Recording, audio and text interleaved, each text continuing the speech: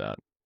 What's up, Tom Seymour? Hey, everyone. It's Tom Seymour from VHS Massacre. I love it. Hi, everybody. Hi. It's almost comical. Almost comical. And What's I'm going here on? with Mr. Tim Kulig of That's Tim me. Kulig Free Music. That's what I do. Although I haven't done a lot of it this year. That's Not yet, anyway. He put out a great royalty-free music album called Raiders of the Ark. Excellent tunes. And actually, Tim had another album he put out. Orc to Get was pretty good. That was last year, I'm pretty sure. And then... Yeah, the cyberpunk one? Yeah.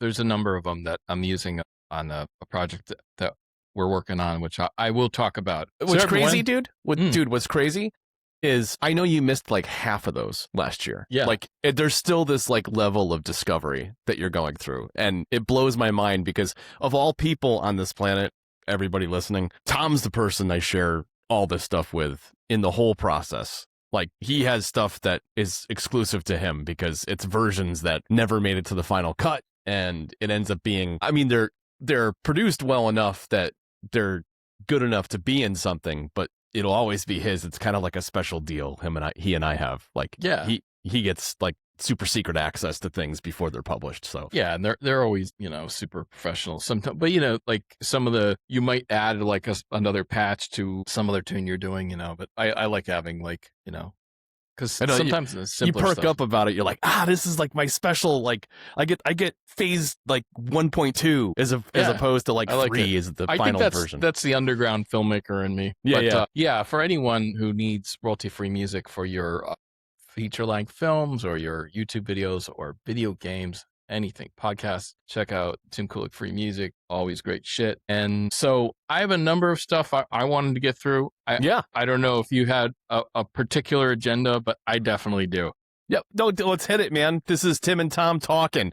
As stuff comes up that I want to talk about, I'll bring it in. I mean, that's one of the other things I was going to say quick is this whole distribution conversion I did like a month and a half ago to Frequency Digital. It's opened up my mind to a bunch of other places that I'm not maximizing my back end royalty collections. And one of those places is this crazy space called Neighboring Rights, and didn't realize I didn't have somebody for that. So I actually have a meeting this week with somebody to talk about that. And that's like Neighboring Rights is like performance revenue when it's like on the radio or TV, and like a specific carve out of that.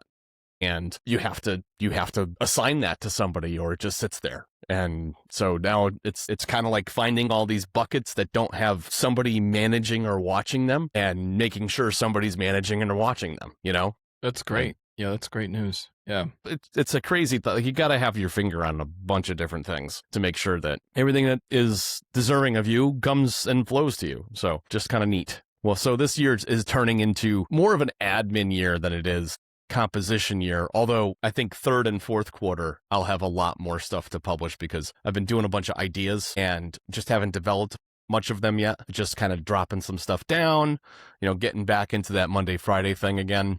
And come July, I'll start firing out stuff. I have a rough estimate. I don't want to like put a governor on the year, but it's probably going to be around 100 tracks, and I've already done great. 11. So yeah, that's 100's fantastic. Yeah, that what you're saying with the royalty free stuff, that's not that different from when I put out a movie with MVD or something. There's not a lot of money up front, but it'll be put on, let's say, like a dozen streaming platforms. And based upon the plays, in some cases, it's money deals. Like, we'll just pay, it's not that much, It'll be like, I'll pay you $200 for this film. They deal in bulk. Right. So MVD represents, it's got to be tens of thousands of films. So they'll be like, okay, we want 100 docs and 100 horror movies. We'll pay you $200 a piece. And that's just how it is. But then other deals like Tubi, it's like you'll get money will trickle in, and it's cool because you can, that's one way of interpreting like whether something's getting some kind of traffic. So that can be definitely exciting. Yeah. Analytics and feedback, biggest challenge, I think, with all this stuff in digital spaces, because not all platforms are very disclosive as far as what goes on in the background. So you're kind of at the mercy of what they share for metrics and analytics, Yeah. Well, I can tell you, I guess I think this will segue well into a bunch of stuff I want to talk about in a roundabout way. But so to show this off, Tim and I did this documentary, American Expendables. It was distributed by Vinegar Syndrome and created by ETR Media. And this was a particularly very proud moment. This was it. The weird thing about this is this, in a weird way, it took years to make, but in another way, when I got serious about it, it took kind of a few months to kind of polish up and make happen. And I wouldn't say this is the most thorough documentary I've done. I just think, that's being honest. But the fact that it's action-based, it's action film-based, meant that it went in some ways a lot further than a lot of stuff we've done. And so this is a weird thing about, similar to music, it's not necessarily about the toil and how much incredible effort you put into something. Some things just sell better than others. And the timing was good on this. They were doing a Tiger Claws 1 through 3, like 4K Blu-ray, like re-release or something like that. And this went along with it great. Mm-hmm. And the other lesson for this is really try to appreciate stuff when it happens. You really never know, like I never took it for granted that it was put out through Vinegar Syndrome. I always thought that was cool, and I was really thankful to ETR Media. And maybe we'll do something with them down the road a bit, but they don't take everything. And that's something I'll get into down the road. And it's no sour grapes or anything. Those guys are awesome. It's just, they can't. They just can't. They have to make choices, right? They have to make business choices as to what they take and what they don't.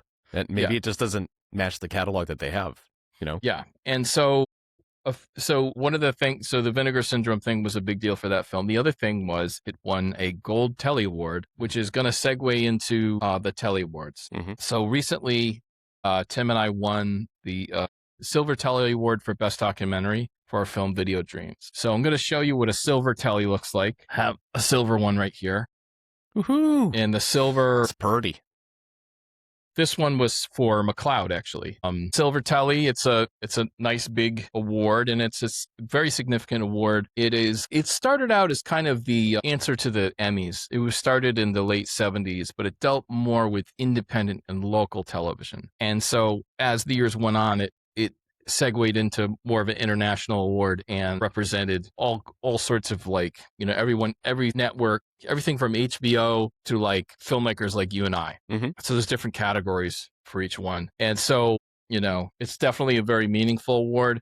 It's also an award, unlike the Emmys, which you have a handful of nominations and that's it. And it's very complicated. Like if you think about, let's say there's 5 nominations in a category for the Emmys. Okay, but how many brilliant pieces of films or TV shows would go in that category? Maybe 100, and they're going to pick 5. Did they watch all 100? Did they watch all 1,000 that were good?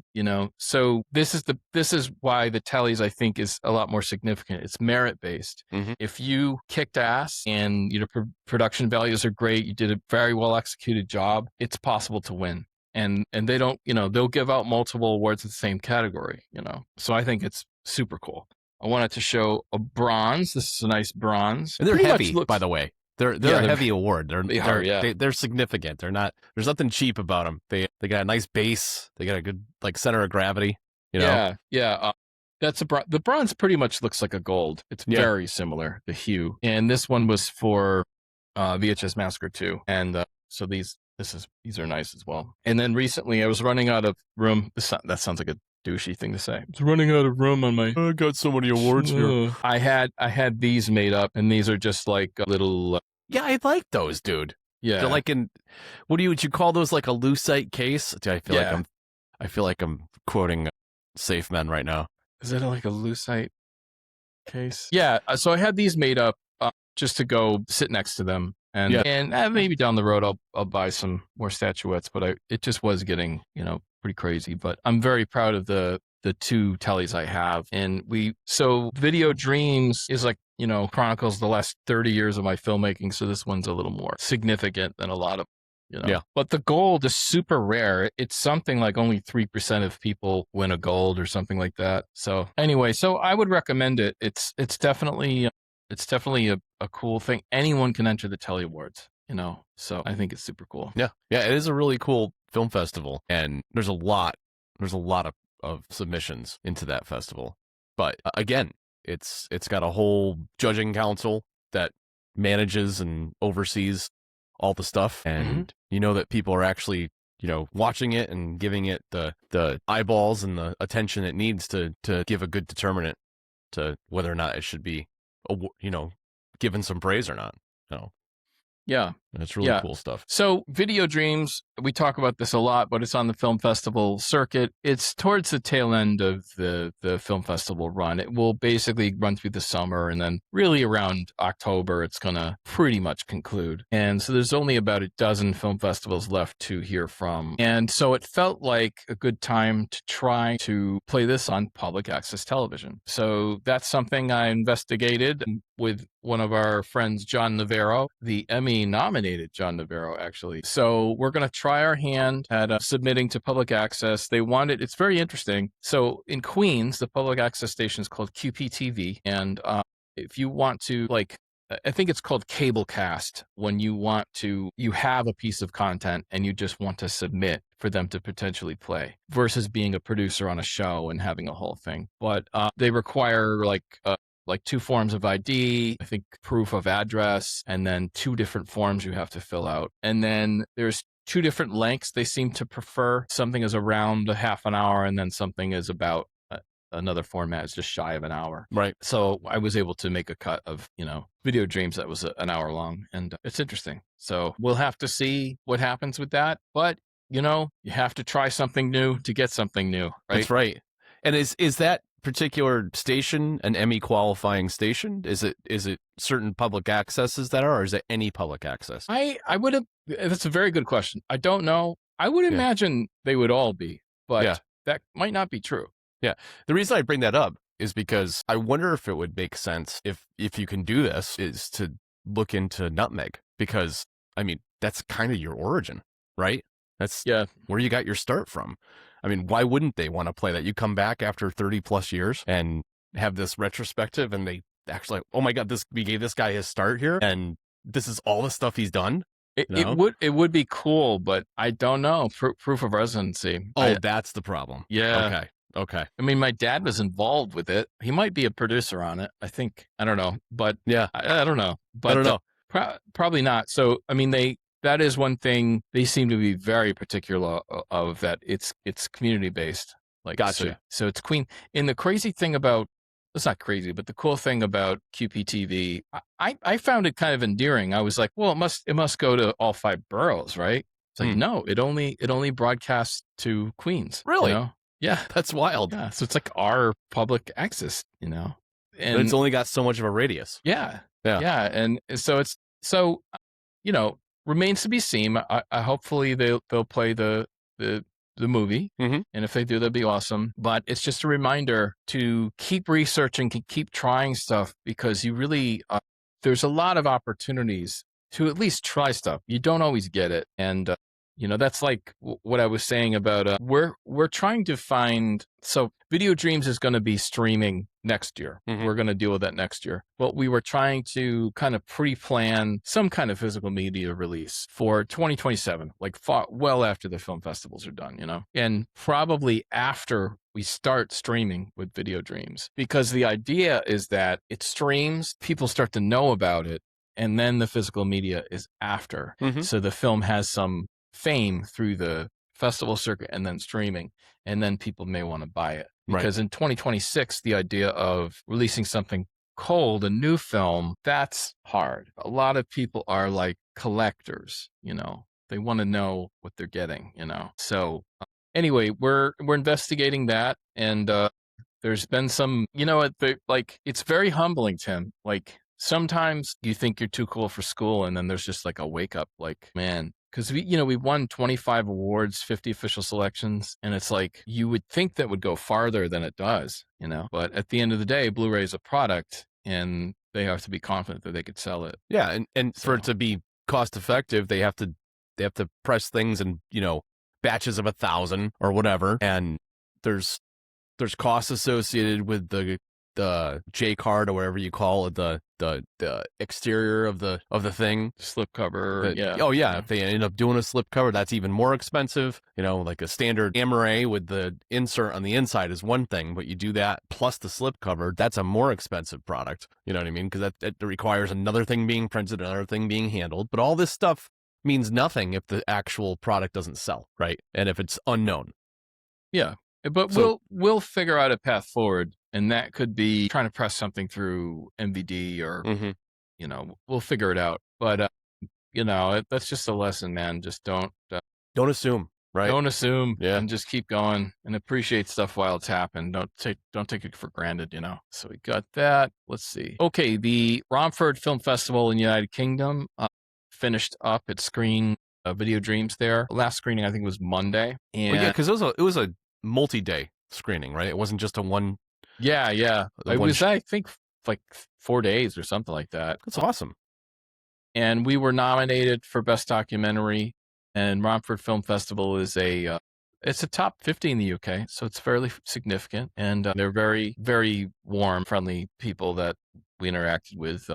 Obviously, they didn't go to the United Kingdom. That would have been awesome, but expensive. Yeah. So that is pretty much, that clears us out in regard to film festivals. We had discussed doing something with New Filmmakers New York, but we may have to push that off till later.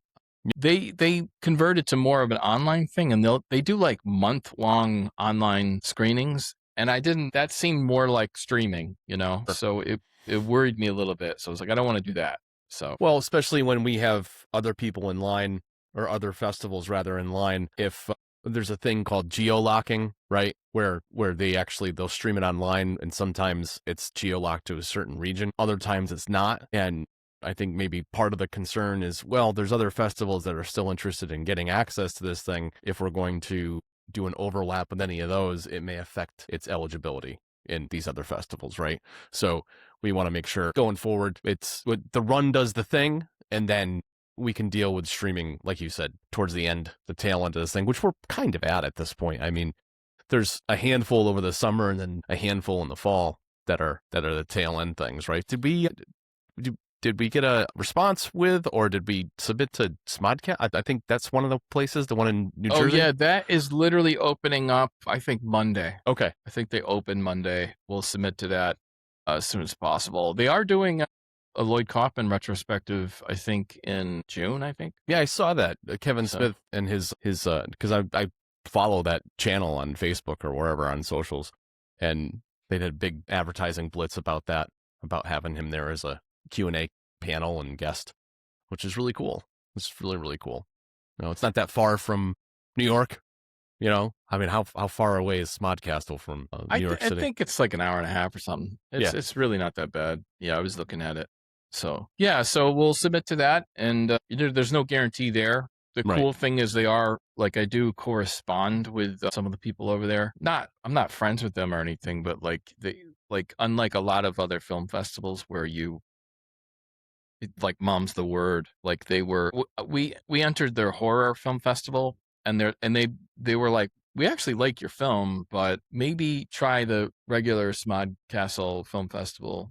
And they were like, you have to re-enter, and it's the judge's decision, but maybe try that. It's like, okay. That was really good advice, because a lot of festivals, they'll take your fee and they'll just reject you. Whereas these people took it another level and suggested the main festival versus that genre specific one, which I think that's really cool. Yeah, I keep hope alive.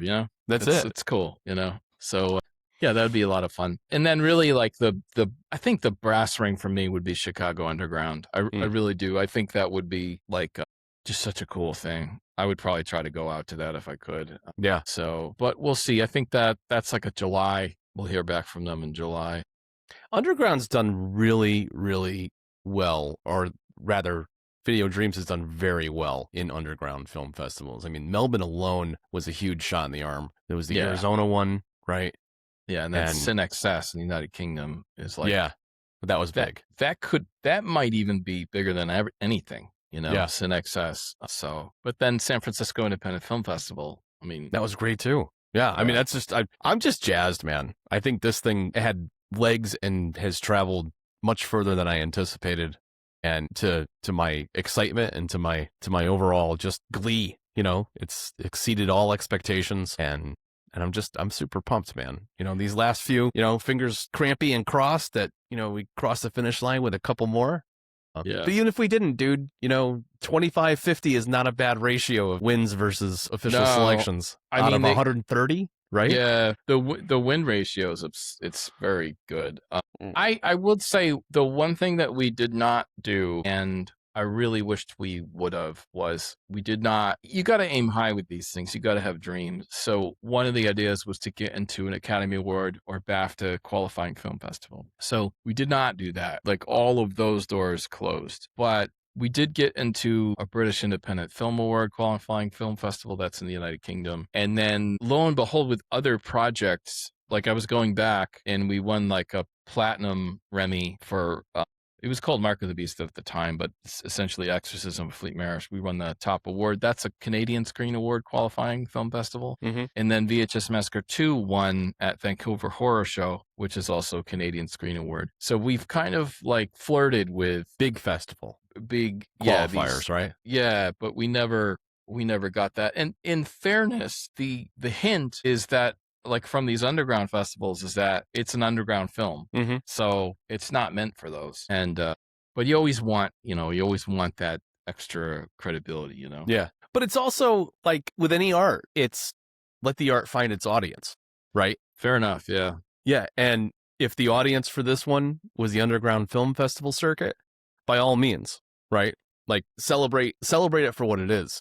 And Dude, I do that all the time on my music. It's like I have expectations in my head. I literally shouldn't have them at all. Put it out that like do the art for myself first, put it out there, and then let the universe tell me and the audience tell me what the response is, And then if it's only for me, some of the stuff, like, dude, some of my music is only for me. You know what I mean? I'm like, this is some of the best stuff I ever wrote.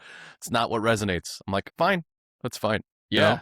No, it's true, man. Randomly. So pretty much my favorite horror film is Dawn of the Dead, the George Romero Dawn of the Dead. And so years ago, I wanted to get a George Romero autographed. I learned that you could mail stuff into him and he would, as long as you had all the return packaging and postage, he would sign it and send it back. So I sent it in. Within a month, he had died and I never got anything back. And I was at a horror convention and the poster I ordered was not particularly high quality. It was like an Amazon poster. It was a big one. And I saw it signed and I saw it there. I have no proof it was mine. But even the lady said, well, this was stuff that, we found at his house or whatever. But like, what am I going to say? That's mine. And it could, because it definitely might not have been. Right. And so that always bothered me. And then I was looking around on Facebook. I think I'm Facebook friends with Ken Foree, who was the star of Dawn of the Dead. I was like, I need to get this guy's autograph. But all his autographs were like $90, really expensive stuff. His only stuff that was a little cheaper was all the Rob Zombie stuff. He had done like, not quite as iconic as, although there's some good stuff. There's some decent Rob Zombie stuff and he definitely has a fan base. So no shade there. Right. But I wanted Dawn of the Dead, So I found this and this was like $35. So it's a signed Ken Foree Dawn of the Dead. Nice. But if you look at the top, it says Sean Ken Foree. Now it's still Ken Foree, but it was customized to this fucker named Sean. Fuck you, Sean. But that's also why it was $90 instead of. But I think I'm gonna get like a little. I got a little sticker that I'm gonna like try to put over it. Yeah.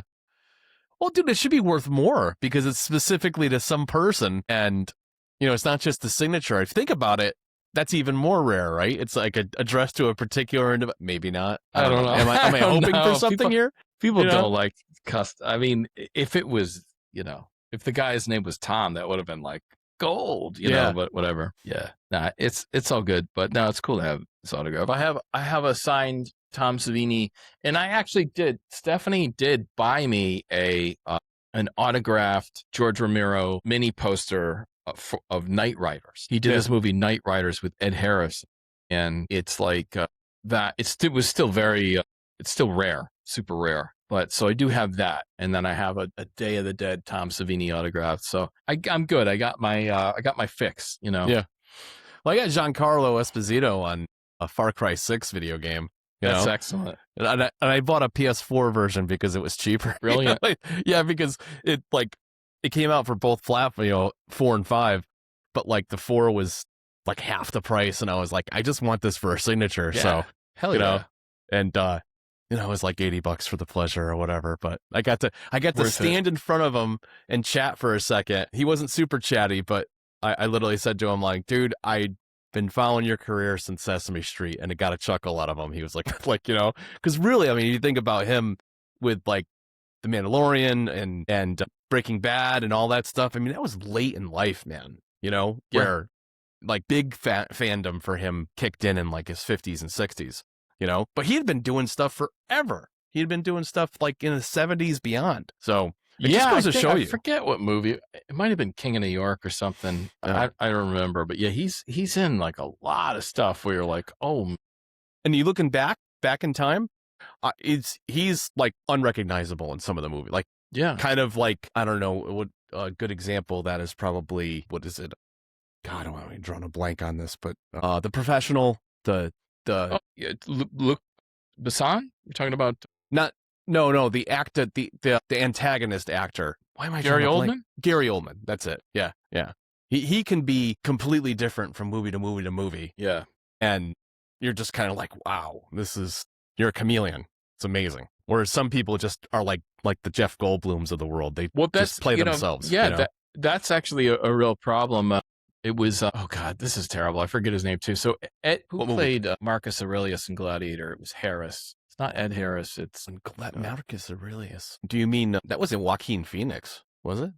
No. He was Richard Harris. It's Richard Harris. Anyway, okay. Richard Harris's kid, his name, Jared Harris. So Jared Harris is like, if you saw Jared Harris, he's a chameleon as well. And he told this whole story about, so he ran into Danny DeVito and they were working on a project together. And so Danny DeVito goes up to him. He goes, basically, I love your work. You're amazing.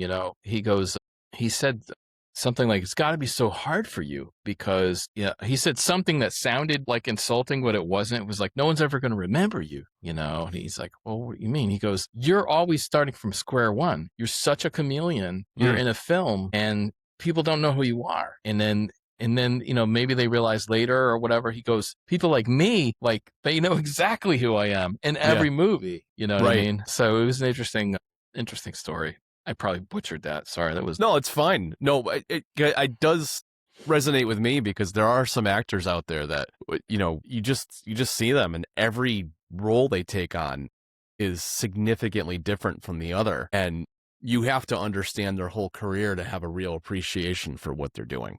Yeah. You know what I mean? Whereas, again, I'm not picking on Jeff Goldblum, but Jeff Goldblum plays Jeff Goldblum when he plays film. Yeah. When he plays...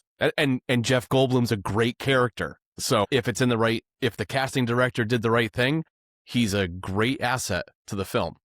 Comic relief, a little quirky.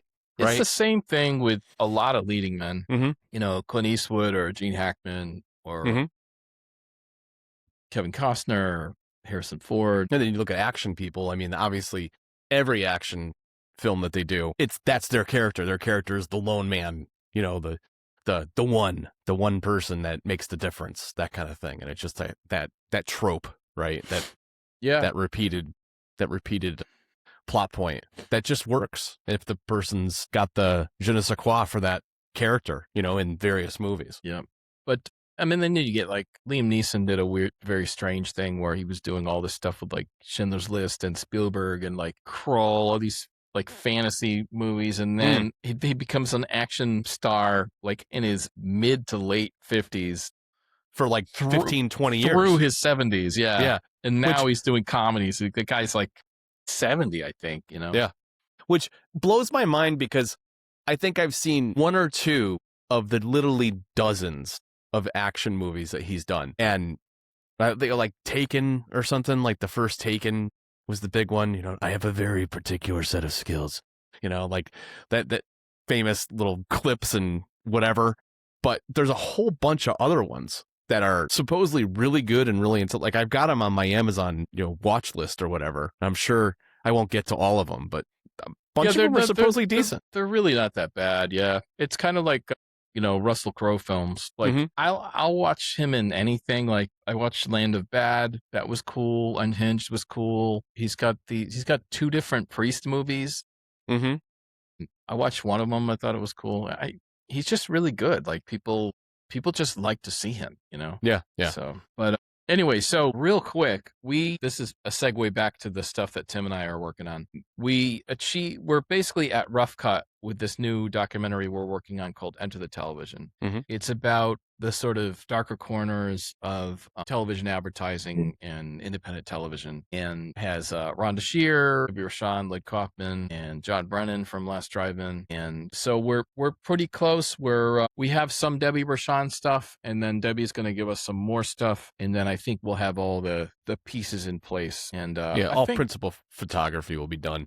Yeah. Right. Yeah. So needs a lot of cleaning up and tweaking and everything, but I'm slowly gaining a little confidence in the project. It seems to be, this thing is kind of like sculpture. You're shaping it into something. So it's slowly coming into focus. And yeah. So, and then we'll have to see like what to do with it. Like, Video Dreams we're going to have to figure out what it is. Is Enter the Television more like American Expendables? Right. Is it more sellable and marketable than Video Dreams? Well, see, Video Dreams, and this statement is in no way, shape, or form minimizing what it takes to edit and be in front of your computer and do this. But Video Dreams was on rails to the degree that we were talking about a 30-year retrospective, right? Like things had to go in a certain order in order for that movie to become what it became. With this movie, with Enter the Television, there's a lot of trial and error as far as where you drop things in the timeline. And if you take, point C and put it where point A is and swap those things out, it tells a completely different story, right? And every time you move something around, you truncate something, you don't linger on a certain aspect of what we're talking about. It changes the whole mood. It changes the whole thing. So that in and of itself makes me feel like it'll probably be like American Expendables in the sense that we have these multiple break periods where you get to a point with edits that it kind of blurs for you. Yeah, well, I'm in that now. Yeah, where you need to just sit and just kind of absorb it for what it is at the moment. And oftentimes, just for the audience is perspective, oftentimes that means for the most part, the bulk of it is where it needs to be. Now it's about tweaking it and actually fulfilling the story and understanding what story is being said behind everything, right? The overarching. It could be missing things that bridge things together. It could be missing, like one of the things I did was I cut out the first 2 minutes of it and replaced it with a more defined thesis at the beginning. Yeah. And I think that helped some things. And then, we got to keep trimming stuff down and all that stuff. So, this thing is fully built in post-production. So it is interesting to see what will become of it. How will it be seen or judged? It's a lot of, I talk about this a lot, but you have to obsess over this stuff. You get a commercial, you put it into place, and it looks ratty. It's clearly it was recorded on VHS and dumped onto YouTube 12 years ago. So you're dealing with 12-year-old YouTube compression. There's tracking lines on the bottom and the top. So it's almost like cutting the edges off a peanut butter and jelly sandwich. You're cropping all that. You put it, how big can I get away with putting it? Like I'm still struggling with this stuff. Like, because you're talking standard definition in some cases, right? Yeah, like literally 320i by 240. I mean, to blow that up to even 1080p, it looks like garbage, right? Yeah. So there's a lot of tactics, and so in commercials in particular, no one gave a fuck about preserving those things. No, it's not that, cinema, so you or at least it wasn't perceived that way back in the day. Nowadays, everything has a high production value because, I mean, from your phone to, digital, a digital camera, you can get like a EOS or something like that. That's got 4K and you can film pretty much anything at that high level. Ironically, what doesn't look terrible is the very old stuff, like the Flintstone cigarette commercials, because those were shot on film. Right. I was just going to say. And also animation, for some reason, is cleaner. Mm-hmm. Animation can be cleaner, even if it's the same resolution. That's wild. It's art, it's like a picture. And so even some of the Beverly Hillbillies, I think that was shot on film, maybe, but some of that stuff looks cleaner. Yeah. So it's weird, but I will say, early 80s stuff, holy shit. that is some of the worst. Especially the locally banned stuff, right? Yeah, yeah. Because that was, I mean, Super VHS, maybe. Yeah. Maybe. I remember doing one for Cruise and Cuisine back in Connecticut, and we were shooting this, and it ended up being on MTV and a couple other stations and stuff. We'd show up at Denny's in Southington and be like, "Hey, it's the how about Chinese guy?" And I'm like, "Dude, I'm in the commercial for 3 seconds, right? I'm literally in the commercial for 3 seconds, and people would recognize me." I'm like, "That's crazy." I'm like, how is that even possible?" It's the How About Chinese guy. Awesome. That was literally my line. Like, we're going through a bunch of different people, and like my suggestion was getting his Chinese, and it was 3 seconds. You know. Awesome. Yeah. So anyway, it's been interesting. We'll have to see. The other thing is too is like, how weird is this shit? Like, I connect with a lot of it, but does anyone else? Like, Well, we felt the same way about American Expendables, and then Yeah. like we were interested in it, so maybe somebody else will be. I feel the exact same way about this, if not more so, because I feel like this is based on what you said earlier about nobody was really looking to preserve this, so the quality of what we have to find for archival footage is pretty low. In some cases, we do find upscaled versions of stuff, and that's what you're putting into the end edit. But in our initial pass and our initial exploration of this, when we were just shooting the shit and doing some podcasting and coming up and bringing some of those videos to light, it's something near and dear to me, because it's like, wow, that's just a part of history that it'll get lost if somebody doesn't talk about it. And I think it's something that shouldn't be, you know? I mean, I think there's like a curation, the found footage people are really good at this. They have these live shows and they'll curate a bunch of weird shit they find. Like a lot of it's educational videos and stuff like that. Yeah. Instructional, industrial, and stuff like that. But I think something like Under the Television, it will be polished as much as humanly possible to a point where it's a curated bulk of things that tell a story. And I think that should have value. It's never going to be like a comprehensive history of television or anything like that. It's very much like VHS Massacre. It's going to be more of a sampler. Yeah. But the overarching theme is like, let's look at some of the tactics that these media conglomerates use, and let's be aware of, and then basically tout the independent content creator as the creative lifeblood.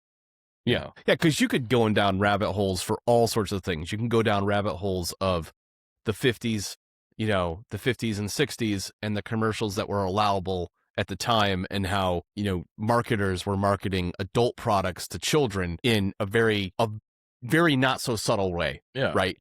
And which is completely inexcusable and undoable in the modern world. There's just the sensitivities are just completely different than they were 70, 80 years ago. There's also subject matter and things you can do on screen. There was a long time frame where, you couldn't show yourself smacking your lips or doing certain things on screen because FCC standards were like, no, you don't want to see somebody's tongue in a commercial. You know what I mean? And it's like lewd or whatever. Yeah.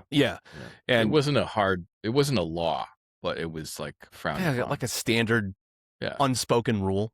Right. Yeah. It was considered just kind of icky to do. Yep.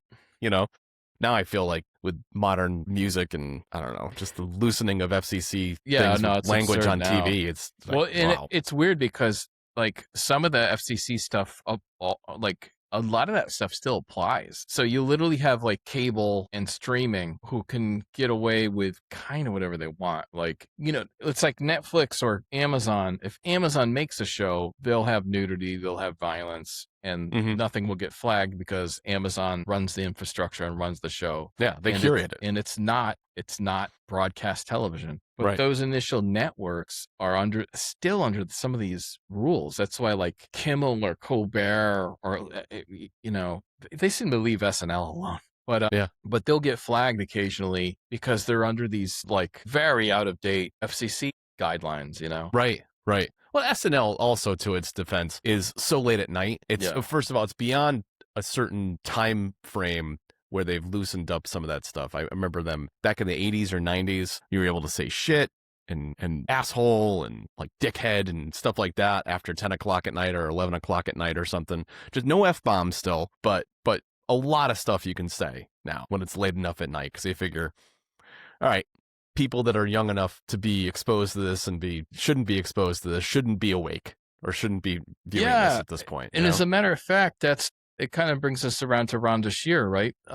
She was on USA Network, which was cable, but it was like free cable in a way, right? It was no, it wasn't a paid channel. It wasn't a paid channel. Yeah, it was a standard. Yeah, that was standard. It was cable. in the package, but you're still paying for cable, right? And you're still understood. Yeah. So I guess not true. But even basic cable included USA. Yeah, totally. But that was a thing where they could get away with even a little more. So her stuff would play at night, and they would still have to censor, Mm-hmm. But that was like one step even further. And then, of course, there was like paid, like you're saying, paid cable channels like Cinemax, which was nicknamed Skinemax, right? Right. And HBO and all that stuff. Yeah. So which could show Cinemax I remember it being kind of like everything. I mean, just short of, adult content, Yeah, right. They pushed the envelope with that channel, with that station. And you had to be a subscriber to it. And the only thing my folks were subscribers to are HBO. So that was the extent of my R-rated or NC-17. Well, that wasn't even a thing yet. Not until we were out of high school, I think, that start being like an actual thing. Like, and no one at all admitted after 17 kind of thing. NC-17? Under 17, yeah. Yeah, I forget because all that stuff happened in the 80s. Yeah, I know PG-13 for sure. It was like Temple of Doom was the one, which makes no sense if you watch Temple of Doom. Yeah. What was the blood? It should be R. I mean, it's R. Even more so. There's a lot of blood and gore, and it wasn't so much the language, it was the violence, But again, like just these two, and brilliant, obviously, no one needs to defend Spielberg and Lucas. They're awesome, but it's like only those guys could get away with it. Just like you rip a guy's heart out of his chest while it's still beating, and you're like, yeah, okay, all right, PG-13. All right, we'll make a new rating for you guys. Well, that's the crazy thing is that there's like Pretty in Pink or 16 Candles. Molly Ringwald. Oh, it wasn't just her. I think like within the first 5 minutes, she has an F-bomb. It's a PG movie, by the way. First 5 minutes of the movie, I can't believe it. They forgot my fucking birthday, right? First 5 minutes, right? There's 2 more in that movie, and it's PG, right? So I think what happened in the early to mid 80s is like, they're pushing we need to have, it was when like the music industry, like all the CDs were getting their freaking labels, like this is like, mature, blah, blah, like these labels. That was the whole Tipper Gore thing, right? Where like, we're corrupting the youth, blah, blah, blah. Or who was that guy, the Connecticut, Lieberman, right? Yeah. With his, it's like Mortal Kombat and Night Trap. They were showing that stuff. I'm like, it's typical stuff. Video games cause violence. Yeah. Okay. Now, like you see PG-13, there's a chance you're going to see a boob, and there's a chance you're going to get an F-bomb or both, right? Mm-hmm. But then you get some movie like As Good as It Gets, and there's 3 F-bombs in that, and that got past the FCC, and it's still a PG-13 movie. Your brother used to one time, didn't do it repeatedly. It happened once where it was on in Terryville, and he got pissed because there was a kid in the store or something like that, and Helen Hunt says an F-bomb like very directly, and she's like, "Dude, you can't have that on." I'm like, totally forgot it was in there. Sorry. Yeah, it's tough, dude. There's a lot of sneaky language in a lot of those films from that era. But you like that was the reason for the rating. It was so you could be like, oh, okay, this is going to be safe to play in here. I can get away with this, and because you had to be like benign, because at any moment, young kids could be in the store. Flight of the Navigator, or something. Or like one of the Star Wars. If they're gonna get mouthy, it's gonna be benign mouthiness, like you're a jerk, like that kind of thing, as opposed to like fuck you. Yeah. So, but that whole evolution is crazy. I know we went on this huge tangent, but like that evolution is like something you want to capture, because the history of sensitivities of all that stuff in film and TV and commercials specifically, like commercials got really risky, or risque over time. It used to be very, very subtle things, like if there's going to be some sexiness or some one person coming on to another person or whatever. And now it's like, man, between how people dress in it, the sexual tension and suggestiveness of it, it's a much different level than when I was growing up. for sure. Yeah. I mean, it's all tactics. Yeah. It's like they say, like sex sells. It's true. It's just you. It's the Kuleshov effect that we talk about in the doc. It's like, and I actually got to get you to narrate a little section of that. But Oh, that's right. it seems obvious, but if you show a bunch of sexy people and sexy activity And a beer. and show the product, that's all you need. People make the mental connection as long as you're not saying it directly, which I think would be hilarious. Like, drink this beer if you want to hang out with sexy women. I think that would be hilarious. But or sexy people. It sounds like Russian propaganda. You know, they should do that with a guy sitting in a room by himself, a filthy guy. Drink this beer if you want to hang out with women. sexy Come people. to you. He's by himself. That would also be a Kuleshov effect, because it would be like, no, it won't. Not at all. It won't. Like the exact opposite. Yeah. So it's definitely interesting, and we go into a lot of in the doc, go into a lot of those tactics, and I hope it will be enough. I think we hit enough. You in the doc, you hit some really good points. Like, it's like there's a commercial for candy. I won't go into it, but there's a guy with a bookshelf behind him in a suit, holding his pair of glasses, speaking as an expert. And you bring up a very good point about this representing expertise. Yeah, visually stimulating you to believe that this person has expertise. Yeah. Right. Yeah. Like, and those are standards that we're either conditioned to believe, or over time, we just see a well-dressed, professional-looking individual with glasses, like without glasses, with glasses. For whatever reason, this looks more like academic. I think they were doing this. This kind of thing. Yeah, and it's all like, it's all the these communication tactics. But now, sometimes, to their credit, they'll actually get real doctors. That's they'll say, I am a real doctor or whatever. I guess that's helpful. Maybe it's not. Maybe it's just as bad. Maybe it's worse. I don't know. Yeah. There's talk. I heard that there was some chatter or rumor that we might be trying to reduce, or I doubt we'll eliminate it, but a reduction of prescription advertising on television. We're one of 2 countries that do it, and the only other country is New Zealand. And it's very limited. And the unbridled way in which we do it, I feel, is reckless, because it just creates this, I don't know, everything can be solved with a pill. It really can't. It really can't. You know what? A bad diet can't be solved with a pill or with a bypass surgery. It's with rare exception of genetic or physical issues that somebody's body is having. It really comes down to discipline and exercise and looking at what you should be putting in your body. Speaking of which, I got to take a bathroom break. Okay. Sorry. I'll do the same thing. Yeah.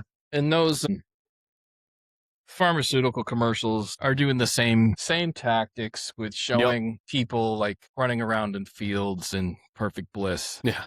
And it's like, okay, Meanwhile, there's 3 dozen side effects that this one pill is going to give you. And it's like, at that point, is it worth it? In the doc, I basically, there's only a few little references to pharmaceutical ads, and I basically just use the selling, when the Flintstones are selling Marlboros, it's the same stuff. The pharmaceuticals, the companies are essentially selling you using similar tactics, and in some cases knowing that the stuff is unsafe, like in regard to like the cigarettes. Those commercials were from the 50s and 60s, and they knew in the 20s that it was bad for you. So pharmaceutical companies are, in some cases, doing the same thing, Cleaner cigarette. Look, with a recessed filter. Parliaments, like. Yeah, I know. It's just, dude. It's the same stuff. Or like when Professor James Richardson, he's talking about St. Ides. 40s. Selling 40s, Yeah. It's Wu-Tang, I think. Wu-Tang Clan selling 40s, which is just beer, but it's... Yeah. Again, a non-healthy product, right? Yeah. If consumed in excess. And 40 ounces is an excess consumption. Well, yeah, I mean, because the problem is it gets warm immediately. So you're like, you've got to drink it fast, or, so. Yeah. That's the whole concept behind long necks, by the way. That's so you can hold it on the neck and you don't actually warm up the beer. Is that right? Yeah.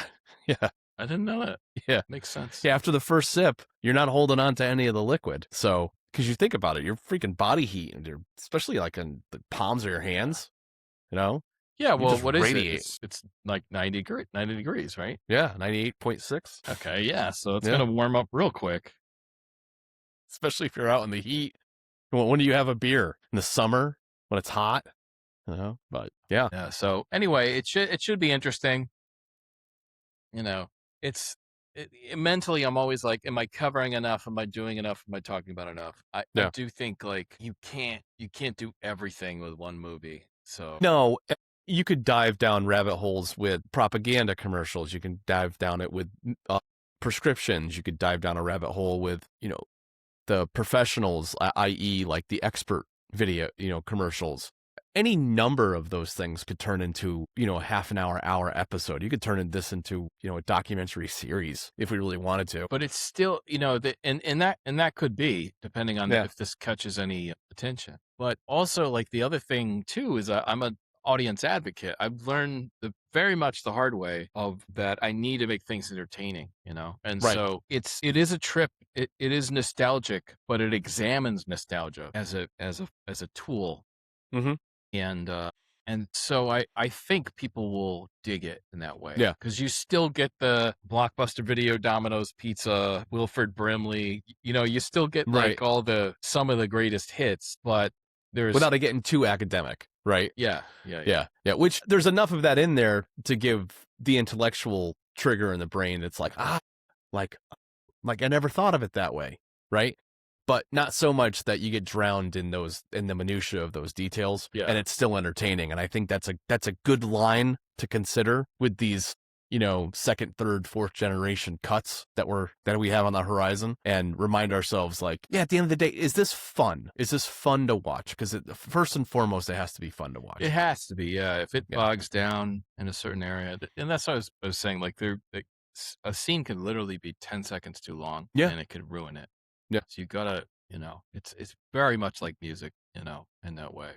The pacing's gotta be right, I've gone back to stuff I've published even just last year or the year before and realized, like, I overplayed that section. If I had to go back and re-edit that song, I would do it differently today, which honestly, that'd be a great kind of like skip year to do. Go back and remaster stuff in a way that I would have done differently now that I've learned what I've learned. It's kind of a great little exercise, and I can re-edit some things and do things differently and bring different life to tracks. And who knows, maybe those tracks performed averagely and then they perform better because of what I do. But who knows, Yeah. But I think that's the key behind art in general, whether we're making movies, I'm making music, we're doing any combination of the two. It's always kind of going back to it and thinking, like, how can I do this better? How can I tell a better story? And how can I connect better with the audience for what this is intended for? I think those are really good things to constantly ask yourself. And also,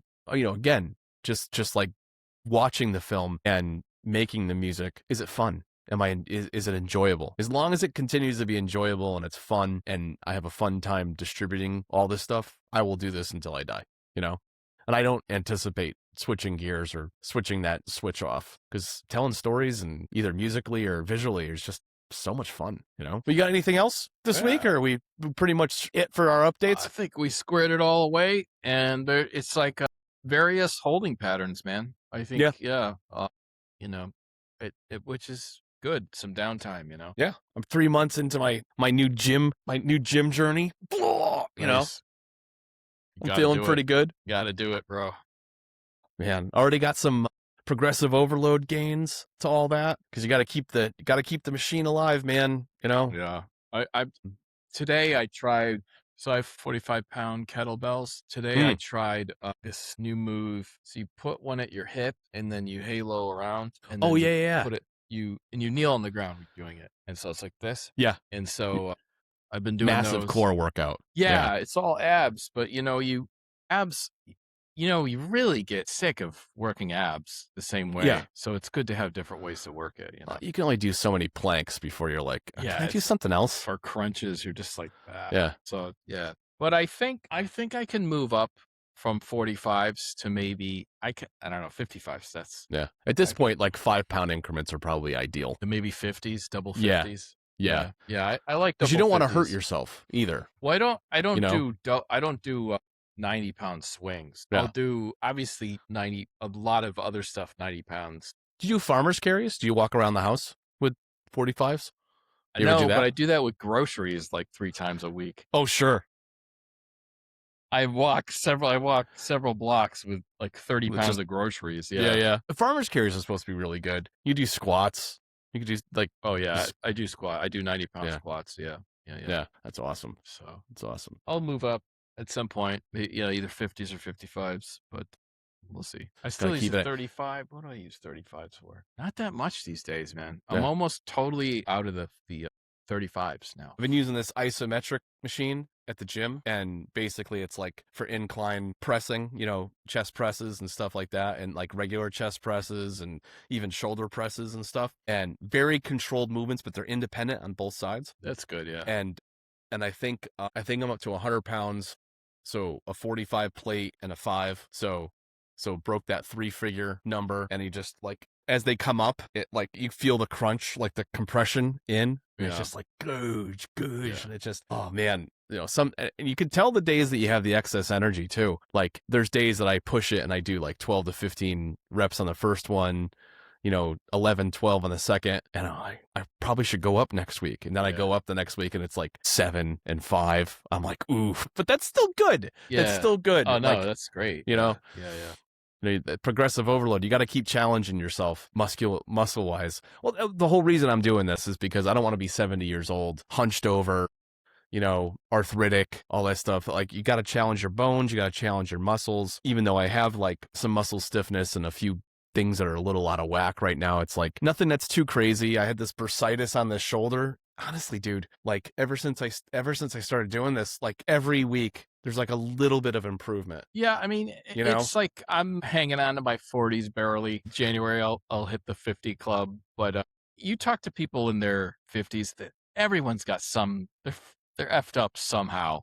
Yeah, and it's like I will do a double 45. I'll do a swing. Mm-hmm. A swing and then a push up. Yeah, and my left shoulder, like every time it hurts. That's mine too. Yeah, it's my left. I think it's because the way I sleep, something like that. I often sleep with that under the pillow, and I did for a while. Yeah, but it hurts. I don't care. Yeah. And the other thing is I force myself to do it because I'm like, it's almost like a right arm versus left arm. Like, no, left arm, you got to be able to do this. That is sad. You got to be even, So, That's right. Like you're forcing it, but everyone's got something, and it'll continue to be. I mean, I'll do like I'll take the double 45s and just lay on the ground and do chest. I'll do like 25 in a row, and then I'll take 145 and come low and do 20 this way. Yeah, and that's just because that's all the weight I have. Right. But when I put my hand down to get up off the ground, my tricep will immediately lock up. It'll have full cramp, like, it's like. That's another thing I was getting into the habit of doing. I was getting into the habit, and I got to do that, but you're just reminding me, getting down onto the ground and getting up from the ground without using my arms at all. Yeah. Now, it's supposed to be like you can use your core to get up to a seated position and then slide your legs out underneath each other to push off the ground. Apparently, it's something that as we age, a fraction of people can still do. And as long it's like as I can do a that. sign of like overall health or whatever. Yeah. I tried to do in karate. They used to teach you the roll up. Mm-hmm. You swing back and you're seated like Indian style. I don't know I don't know the politically correct term for that seating. Yeah. Anyway, legs crossed. Legs crossed, sorry. Yeah. And then you roll forward and you could stand up. It's dodgy. I can still do it, but I'm like, that does not feel good on your knees and stuff like that. And you can fall back. Yeah, for right. sure. Like if you don't commit to the momentum enough, you're like, oh, and then what do you do? Right. Yeah. Like I saw this guy on TikTok. He looked great. I guess he was supposed to be in his 60s, but he was watching the the commercial I've fallen and I can't get up, which Yeah. makes me think, God, maybe I should sneak that one in there. Right. It is an iconic one. And he's like, ha ha ha, he's laughing, and is like, and this like the text says, when you realize you're probably the same age as that person, you know, like, oh, God, you know, like, was that person like just in their 60s? You know, who knows? I mean, they look terrible, but like, it was the 80s. Who knows? You know? Dude, Wilford Brimley in the 80s was the same age that pretty much what's his face Ant-Man is today. And you look at them side by side, and you're just like, Paul Rudd versus him, and I'm like, that dude looked like a grandfather. Paul Rudd looks like somebody. I mean, worst case scenario, maybe he's in a master's program. You know what I mean? Like he still looks young. You know, like what happened? What happened? Because a lot of people in there, I mean, Archie Bunker, freaking a lot of TV people, even like Ted Danson and stuff like that. You look at like Cheers, like a lot of people on Cheers, they all looked older, you know? Well, yeah, that's some of it. I mean, that still happens. A lot of athletes, contemporary athletes, look far older than they don't look bad. They look very healthy, but like you look at like a baseball player, basketball player, football player in their 20s, they look 40, you know, a lot. So, but for a long time. Yeah, it's true. Know, yeah, that's true. Yeah. So maybe it's just perception because we're aging, and that reference to other time and the timeline kind of skews our perception of things. I did see this thing with like where they took the Golden Girls and just put different makeup and hair on, like digitally, and it was like night and day. Yeah, you know. So part of its style, right? The style of the time maybe wasn't as flattering as we discovered modernly. So yeah, it's crazy. Yeah, who knows? Well, dude, it's a good catch up. Like we said, tail end of the Video Dreams Festival run. We've got another one on the table that's now in very much post-production. It might be a couple more things to slip in there, like you were saying, some things to take out, some things to put in, but it's in a marination stage. And as far as music is concerned, I've got 200 plus ideas now just floating around. So I'm not even giving myself the stress or the impetus in June. I'm just going to keep throwing down ideas. And then the next phase is going to be third and fourth quarter, which like, okay, how many ideas do I have in this genre? How many do I have in this? And then some other stuff. I've made some promises about some frequency-based like solfeggio sequence music for some of my meditation, Reiki, and manifestation people and everything. And I want to make sure that I stay committed to that, as well as some of the stuff that Kelly over at Dork Tales is looking for later this summer. So I got to jump into those things, but I'm trying not to put too much pressure on myself this year, just because I did kind of, tighten the belt last year and really bring it to get over that 1,000 produced song hump. So yeah, should really try to enjoy it, this time, this year, really try to do some really fulfilling work, Yeah. Well, I don't know if I told you this real quick, but I am splitting off the YouTube channels. So now this show is going to have a dedicated channel with short clips and the full episodes on it. Because algorithmically, I was finding that my Tim Kulig free music was kind of too much of a kitchen sink. So now I'm going to create sub-channels to all that. Like I'm literally going to have one that's going to do a bunch of horror shorts and just focus that channel specifically on that. And that'll drive organic traffic to that channel so that people can discover that part of my music, right? And I'm going to also explore that with the orchestral stuff, the meditation, lo-fi, that kind of thing, and just develop it over time. But Liz has helped me make long form stuff too, like 2 hour long video clips that play a whole bunch of the same kind of genre. So somebody could go to the channel and just have it playing in the background, that kind of thing. Just a lot of experimenting, just see how many different ways can we gain viewership and ultimately create a better path for discovery for people on the back end. So, yeah. So. Cool. Well, all right, brother. Thanks everyone for listening, and we'll see you next time. Sweet.